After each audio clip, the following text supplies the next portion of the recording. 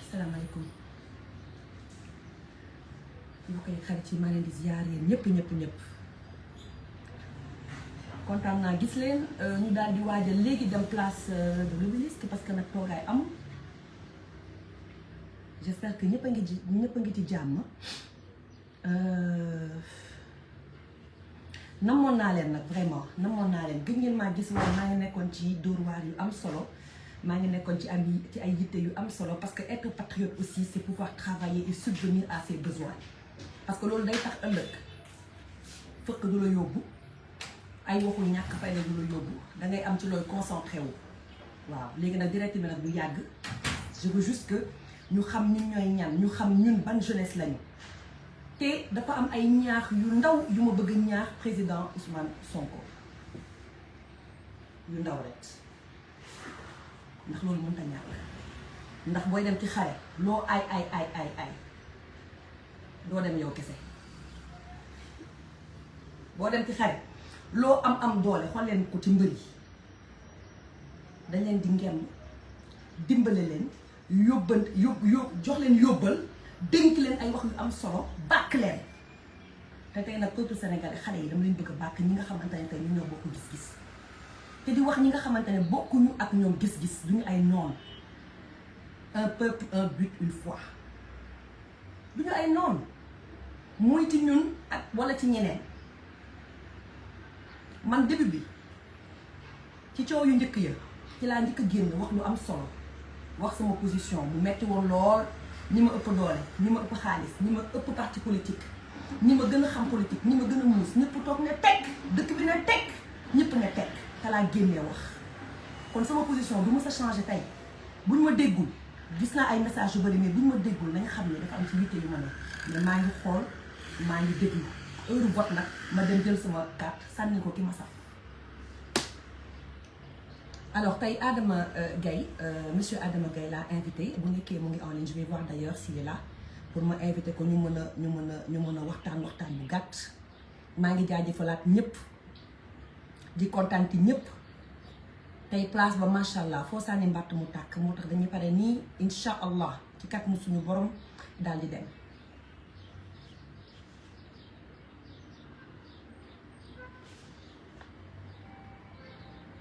voilà. Focus 2024 rek Linguère maa ngi lay jaajëfal yéen ñëpp maa ngi leen di jaajëfal macha allah di ñaawlu tamit li nga xamante ne fan yii xew na Ngor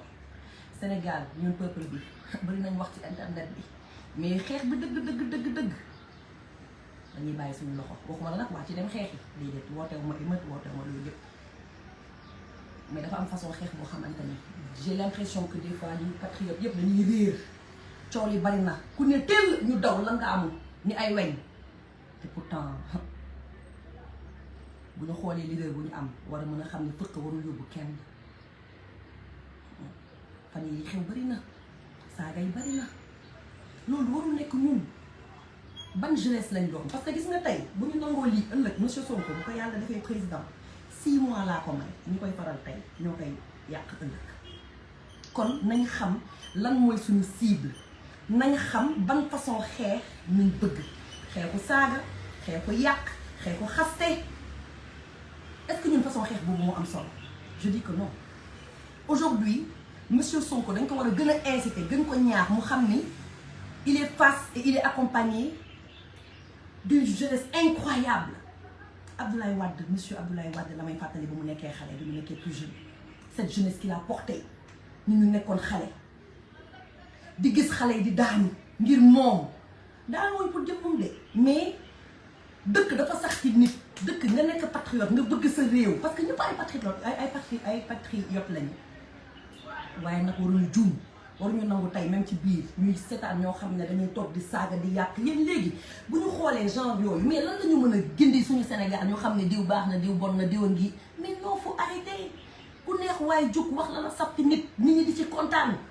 après yéen ngeen bëgg changement du mën a ne ñun bu ñu changé wul Sonko du yàlla du yonent nit kese la bu am conviction bu am xol bu am gëm-gëm monsieur Sonko maa ngi lay jaajëfal bu baax a baax maa ngi lay jaajëfal bu baax man dama la jàppale woon ci benn waaye léegi dama lay gën a jàppale tu fukk parce que man dégg naa lu ne te yéen tamit dégg ngeen lu ne ndax fii loo fi wax du umpe soit wax ji da lay dal nga dox ca wala wax ji ñëw nga fënatal xam ne yow yàlla taal na la nga xam ne yow yàlla maanaam def na la nit ku am solo koo xamante ni yëfu ñàkk fayda yëfu kasaw warulaa yóbbaale waaye lépp ñu ngi koy gis ñu ngi koy dégg mais on relativise parce que ñun ci liggéey nañu xamee mais c'est comme si aujourd'hui être femme au Sénégal dafa nekk benn crime man nag daanaka plus de 15 ans laa def télé moomu maa ko moom moo tax saa yu ma mënee rek am jot ci laay dem def samay émission génnaat nekk ci sama yeneen nekk ci sama agriculture bi nga xamante ne dugg naa ci yàggu nekk ci sama yeneen projet production yoo xam ne moo ma ñor waaye teewul nag Sénégal dama ko dugal sama biir xol kon su ma gisee koo xamante ne sa programme dëgër na dama ciy jàpp ragaluma saaga ragaluma wax ju ñaaw parce que loolu bu taqee doo leen yàlla doo leen yonent bi ubbi seen compte ngeen ne ay jigéen ngeen fekk ay góor ngeen di saaga nit ñi di kontaan di xaste mais rus leen ku am kilo da ngay def ni ma def taxaw wax dëgg te yàlla tax ñu mën a waxtaan ci conviction ñu mën a waxtaan ci idée même bu ñu d'accordul mais c'est ça le Sénégal c'est ça l'Afrique mais pourquoi aujourd'hui on doit accepter que ñu minimiser ay nit di ci kontaan di sosal ay nit di ci kontaan mais yàlla ku mu xas ba ne yow a kon muy man di yéen wala monsieur Sonko mais ngeen foo ne yéen luñ ko mënta waxal nit ñi dañ koy gën a bëgg te yàlla xam na ni bi ma doon dugg di ko jàppale au début mooy bi muy mettee dëgg lan laa wax bokkuma Pastef man tey su may voté Sonko ma ne dama dem ak émotion bien vrai que je suis quelqu'un de très émotif te bu leen kenn gëmloo au passage que nga am émotion wala di waxee émotion baaxul c'est pas vrai ñi koy wax il faut ne que intelligence wala culture kese moo tax nit mën a wax c'est pas vrai nit boo amul gëm-gëm nga bëgg dara yëg ko doo dem bu doon loolu kon jihaad sax lu am ndax kenn bëggul dee waxatuma la gaaw a dee.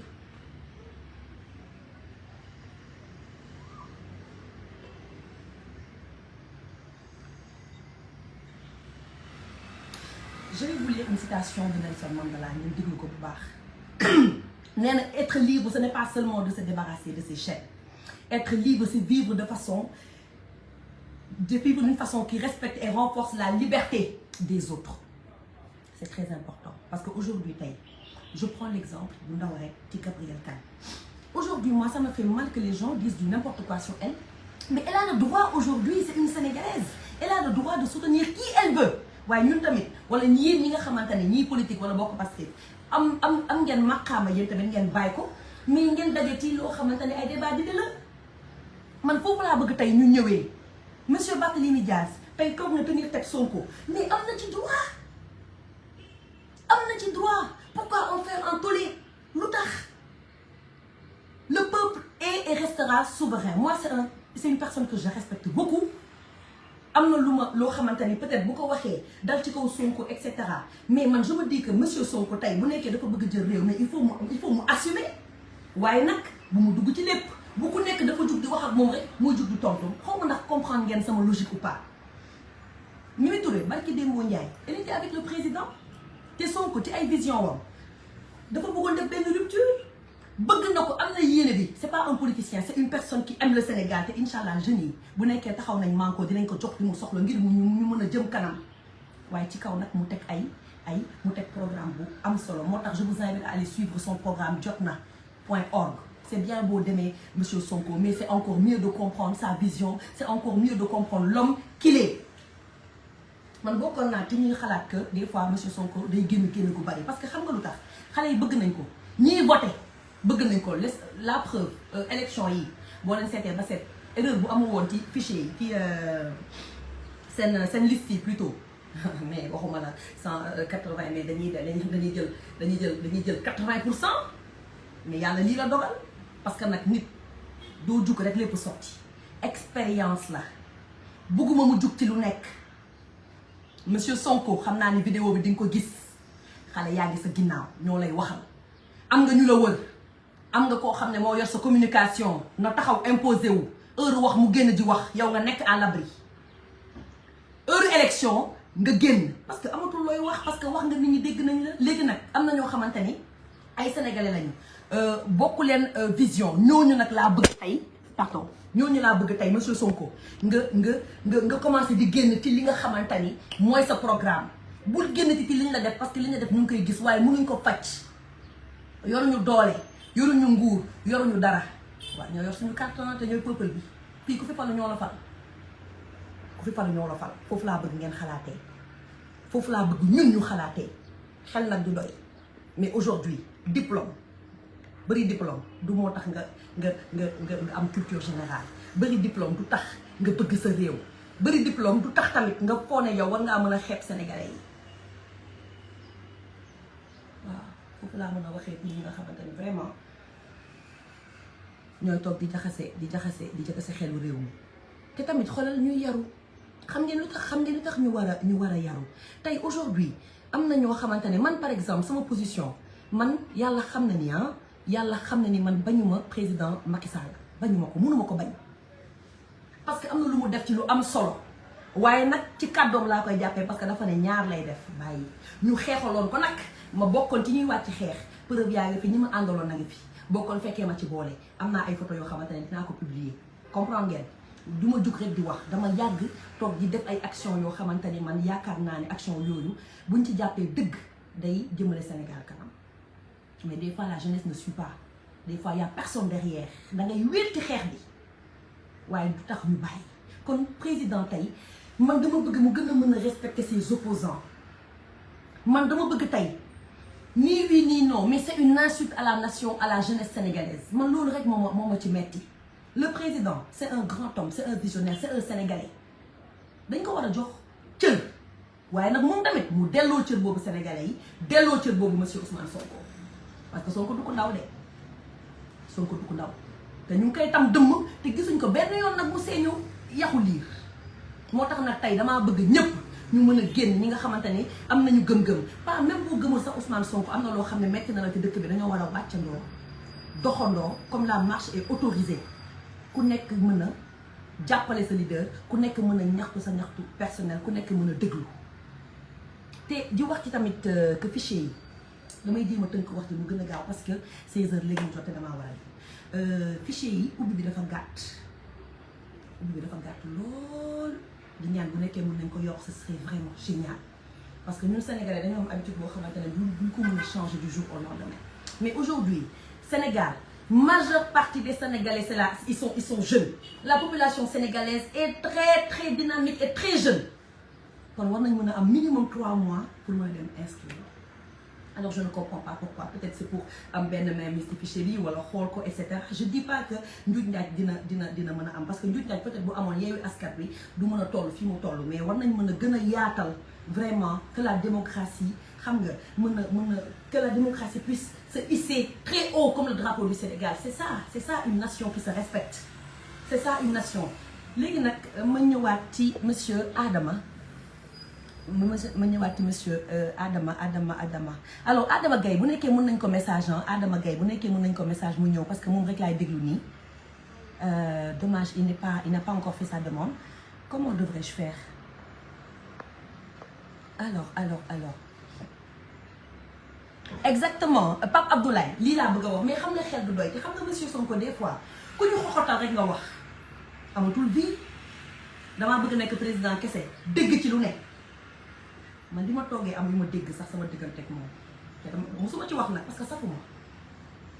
ndax am naa fu ma nekkoon te am naa ay preuve demoon naa ba entamé plainte mais liggéey songu ma ret jotuma ko yeggali nit ñi bu ñu amoon tax fa tey ay ni dañ koy génn kon du ma ñemee toog fii tey di live di wax parce que amul lu njëriñ ndax man mun naa xeexal sama xeexu bopp mooy sama carte laa yor dem vote ji point final damay business damay ut marché damay dem ci ministère yi damay dem di lijjanti mais tu sens nettement que dañ lay xool genre mais qu'est-ce qu'elle fait là ah mais je suis désolée ministère ak yooyu noonu yëpp di nga dégg ancien ministre ancien président mais ancienne sénégalaise doo ko mës a dégg ci àddina te ñu ñoo ko moom ko lu ñu moom xoolal dañ ko war a dox ko xeex ko waaw bëggatuma nag monsieur Sonko di tontu ci ay wax bëggatuma ko parce que dépassé na foofu bu mu waxte kenn ku dul ki nga xamante ne mooy nawleen ni sa nawle ngay waxal man yenn saa yi ma am ñu ma dégg du ma ci dugg parce que duñu samay nawle te nit mënu la toog saaga nday jaxaraan nga bëgg a tontu ay saaga nday ci devant tout le Sénégal ëllëg ngay romb say xarit say am di jàmm ñu naan ndax nii saagakatu nday la c'est moche am na yoo xamante ni même des fois boo koy def sax c'est pas bien mais du waxu kaw waxu suuf la waaw waxu suuf la am na yenn wax yoo xam même boo ciy mer ba di ci dal nit du waxu kaw waxu suuf la te léegi kilifa yi damay gis ñuy wax waxu suuf waxu réunion suuf ñu koy yëkkati ci kaw ñëpp di dégg loolu dafa ñaaw nguur jaru ko franchement nguur jaru ko et c'est déplorable après yéen ngeen bëgg jeunesse bi topp leen mais yan dirigeant nañ am yan façon dirigeant nañ am gëmloo nit ñi xaalis après ngeen bëgg réew mi avancé maire bu joxewul xaalis duñ la fal président boo ko seetee ne joxuma paas doo ko bëgg mais attends mais il faut ñu changer suñu mentalité nom de Dieu il faut ñu changer suñu mentalité yéen naka ngeen bëggee avancer par exemple ma jox leen exemple bu ndaw maire bi nga xamante ne moo war a defar seen gox maire bi day joxe suukar day joxe ceeb maanaam fonds yi mu nar a liggéeyee dëkk bi tabaxee ko école et cetera yooyu lay jël jox ko seen ay waajur wala jox ko ñenn ñi ñu ciy dundee problème mu dund moo ñu sonal ñun africain ñun sénégalais te Sonko dafa wax lu am solo boo xamante ni yàgg na ko wax waaye maa ngi koy soog a dégg des fois di nga dégg te doo dégg parce que am na yenn wax yoo xam ne du nopp moo koy dégg wala bët xol la bëtu xol moo koy dégg mu wax ci agriculture lu am solo wax ci élevage lu am solo waaye même presse bi sax génn ko bu baax te di def benn parenthèse bu ndaw ci la presse sénégalaise que je respecte beaucoup presse sénégalaise dafa am doole wala dafa amoon doole nit ñi di leen déglu mais nañ bàyyi fortaatu nañ bàyyi bëgg buzz nañ bàyyi bataille des vues ñiy jug dem di jàngi pour mën a servir le peuple ñu mën a am éthique ak déontologie mais nañ wàññi far bi far mënta ñàkk mais il faut prendre la hauteur il faut faire preuve d'élégance mais des fois da ngay taal télé dara am ci dëkk bi doo sax xam lan moo xew parce que kenn du ko wane comme si te beneen Sénégal nañ nekk léegi dañuy jóg émeute am wala dara am ñeneen ñi rax ci ñu naan Sonko lay la mais je suis désolée Sonko lay duñu dem di taal ak machin waxuma que amul am na ay jeunes yu inconscient te buñ leen jàppee nañ ko faj mais du ñëpp day am ñoo xam ne dañ ciy rax problème nerf bi gis nañ ko mais loolu nañ ci def jàngat débat télé yi xool leen waxatuñu dara ci Sénégal pétrole gaz bi mu ngi lëmbee àddina déggoo benn projet d'avenir ci télévision yi lu dul waxu taat waxu ngoro waxu yu ñàkk fayda yoo xamante ni après ngeen bëgg avancer te ku ko ciy wax ñii seetaan ñooy dem fees fa del di ci commentaire kontaan naan fu kaa bi toll ngeen bëgg avancer bu nekkee de ñooñu noonu ñoo bëgg a jàppale Ousmane Sonko nga xam ne bu demee dina xëcc ba sonn bu dem parce que wax ma yow ban président nga am ma wax la ban peuple wala yow léegi damay naan wax ma ban peuple nga am ma wax la ban président nga mérité parce que boo xoolee ci président yi xam ne peuple bi yi nga mérité kon ñun ban façon président nañ am nañ xoolaat suñu bopp parce que bu ñu changé wul Sonko même bu ñëwee xoolal il sera déçu déception totale la nar a am nañ ànd ak xel nañ dem jàngi nañ dem ressourcé wu nañ dem cultiver wu nañ xool Sénégal lan la soxla ñuy imposer gouvernement xoolal muy dem ci loolu mais pas que tout le temps ñun ñu war a topp seen ay programme parce que da ngay xool mais doo gis lu am solo on a un problème de priorité lan mooy suñu priorité ñun Sénégal xaw ma ko lan mooy suñu priorité laaj naa leen ko j'attends seen message c'est dommage Adama Gaye bon écoutez il faut que je voilà il faut que je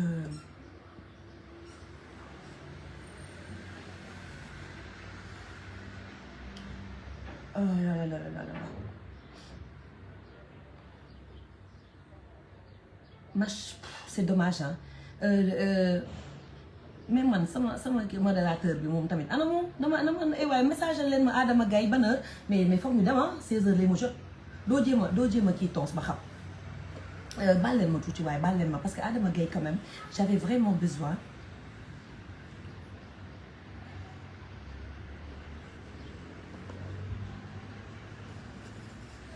gis nga bu ñu noonoo nañ respecté ñeneen ñi ñun tamit ñu respecté ñun Sénégal boo leen xoolee ñaawteef yi fiy am saaga yi fiy am nit ñi à l'aise bu ñuy nekk pour yàq nit parce que nit ki wax na xam-xamam wax na xelam même bu nekkee d'accordu leen mais nañ jéem a mànkoo nañ dawal yërmande nañ waxante dëgg mais autorité bu la gën a ñàkk xam-xam rek parce que jàng taxut am xam-xam de ma wax leen ko nag tey vulgarité nañuy jaay ku gën a rëy làmmiñ ci tere yi rek pour moom toj na fa fekk tojul fenn dañoo war a changer te problème mu jukko mooy suñu premier problème waaw bëgguñu suñu réew ñun dañoo desee bëgg suñu réew je dis ñun parce que mënu ma ne ñenn ñi ñun ñëpp laay wax on est dans le même sac dañoo war a xool renforcer suñu nation éducation civique éducation morale ñu xoolaat programme xale yi dañ waxante dëgg aujourd'hui on parle d'agriculture mais ban béykat ngeen gis ban béykat macha allah ñu ngi sant yàlla mais li may wax xel la laaj ban béykat ngeen di gis ñu ñee ko man Passy mais attends damay gis ay cultivateurs yoo xamante ne des fois ñu dul ñi nekkul agriculture wala yooyu mais ñooy tabax oto yu rafet ñooy dawal oto yu rafet di tabax ci kër yi takk xale yi di rafet yi gérer seen ay doom ñi nga xam ne ñoom nañu wooyee baykat di insister tout le monde à retourner vers les terres mais ils ont un problème de transformation mais usine transformation nañ war a teg jeunes yi ñuy am ay vacances scolaires yoo xamante ne dañuy dem di bay ñii di napp et cetera mais coowu suuf rek mooy Sénégal amatul benn dëkk bi amatul benn importance lu dul coowu suuf coowu politique bureau boo dem heure politique ñëpp tëj nañ seen bureau yi wàcce sur le terrain dem politique yi bàyyi bureau yi noonu au nom de quoi après ñoom bëgg Sénégal avancé du mën a dem te ñi nga xamante ne monsieur Sonko convaincre leen dama leen di wax leen sama benn tata sama benn yaayu xarit sama xarit boobu nag il est un peu mitigé mais yaayam daf ma woo ne ma bul daw bul ragal ma ne ko lu tax mu ne ma Ousmane Sonko man maa ngi doon liggéey impôt domaine mu ne ma assistante la woon wala je sais pas en tout cas daal mu ngi doon liggéey ci moom mu ne ma lu nekk gis na ko indil nañ ko fa maletu xaalis bëgguma wax ban xeet la indil nañ ko fa maletu xaalis mu ne ma da ko delloo ne ma te boobu xaajul nekk politique xaajul dugg ci politique mu ne ma dañ daan def ay lépp xool dërëmum du manqué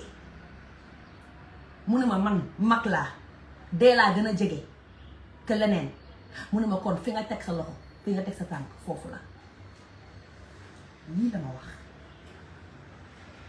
moo tax nag gëm-gëm moo ëpp solo foog chaque jour nga nekk ci internet bi di wax di tëb di dal du ma ko def aw ma jot boobu lu ma war a wax dama koy wax élection yaa ngi ñëw mu gën a neex waaw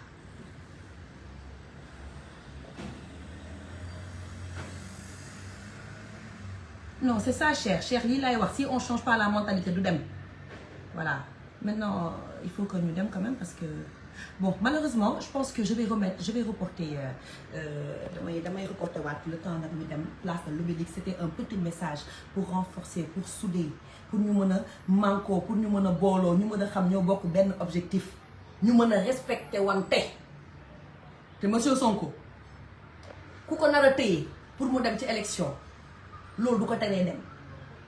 te du teree tamit parce que bu naree jëm ndam bi da koy jël kon nañ respecté ñi nga xamante ne tamit ànduñu ak Sonko bien vrai que c'est des opposants on doit les respecter parce que bu ñu leen respecté wul ñu bu saa yu manqué respect suñu leader duñ ci mën a wax on doit respecter tout le monde ñu gëm suñu gëm-gëm xam nag lan mooy suñu objectif xam kan nañ war a déglu xam kan nañ war a topp loolu rek laa bëggoon lancer en attendant que ñu gis ma que ñu bañ maa gis fa ma jàpp maa ngi fa ba tey dew ma dawuma randuma te ragaluma it voilà kon nag kontaan naa sama gars yi di jaajëfal ñëpp vraiment di souhaiter ñëpp un bon vendredi kon nag te placer l'Obélisque ba ñu ngi nii di ko dem et je vais faire incha allah bu nekkee réseau bi am na benn direct bu am solo en attendant Adama Gaye ma koy mën a jot parce que vraiment on avait rendez-vous mais j'arrive vraiment pas à le voir voilà kon je vais essayer de le prendre ci kàttan pour mën ko expliquer di jaajëfal ñëpp ak ça.